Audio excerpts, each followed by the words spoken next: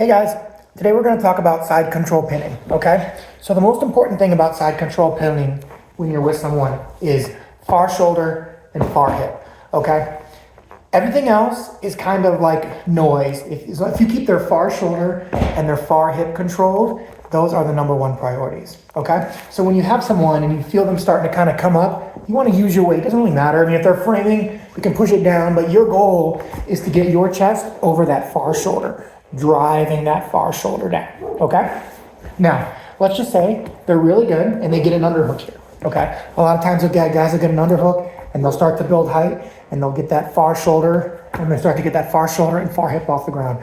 What you want to do when you feel them coming to start to build height is you want to come back and kind of hunker down, and this is his underhook right here. You kind of want to swallow it. Bring your hand down and kind of cover it and drive him back over.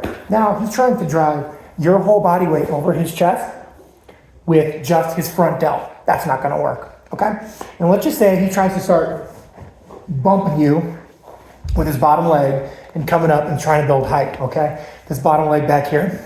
What you do is you swallow that underhook. You do what's called a reverse crossface, where you put your hand underneath his neck. Now, I'm not telling you to drive your forearm into his neck and be a bad training partner, but just kind of hunker down, settle here, and that way when he bumps with this leg, he's driving into his own neck. If he wants to do that, great, but people aren't going to do that for very long, okay? So now, let's talk about his lower body first, okay? So let's just say he's starting to build height and his shoulder comes up, but his hips are kind of lagging behind, okay? So what you can do from here is simply, if you're starting to come up, you just take your knee. And I'm not talking knee on belly. I'm actually talking about using your knee to kind of drive him back over, okay? And you may end up in half guard. It doesn't really matter.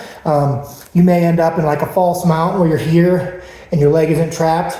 But your goal is to use your knee to drive him over. And you can stay on the belly if you want, but the goal is to get that far hip down, okay?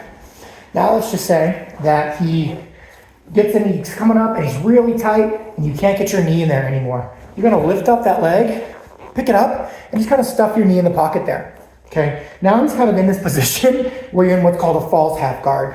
False half guard means instead of him actually trapping my leg like a normal half guard, my leg is on top of his shin. So I can enter or exit half the guard anytime I want. So it's a false half guard. And usually from here, I'll kind of lift him up, wait and see what he does, and then kind of bring my knee around, flatten him back out, okay? Last thing I want to talk about is if he decides to kind of pop all the way up. Like he's all the way up here, he's building height. Him building height is all predicated on this lower arm here, his elbow prop. So he needs to come up on this elbow. So what I want you to do when you start feeling him coming up here is you're going to feel this elbow. You can grab it underneath, however you want to do it, this way, or you can come under and take an underhook, but you want to kind of like push it over. And sometimes guys are real strong here. So what you want to do is, if they're really strong and they're building height, is do both. Get a hold of this arm and kind of drive it over, okay? Flatten him back out. Last thing I want to talk about is, let's just say he gets his knee and his elbow together here on the bottom.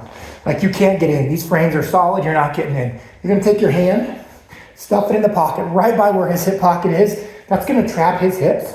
You are gonna come around all the way around north-south. You're not gonna hang out north-south. You're gonna baseball slide through, hunker down here, and kind of hang out here. Put your head to his hip and kind of flatten him out, okay? What this does is it keeps him flat and doesn't allow him to move. Now from here, you do what you want to do. Some things you can do from here is you can steal this upper arm into a dorsal Kimura, pop on up, here, put it behind his back.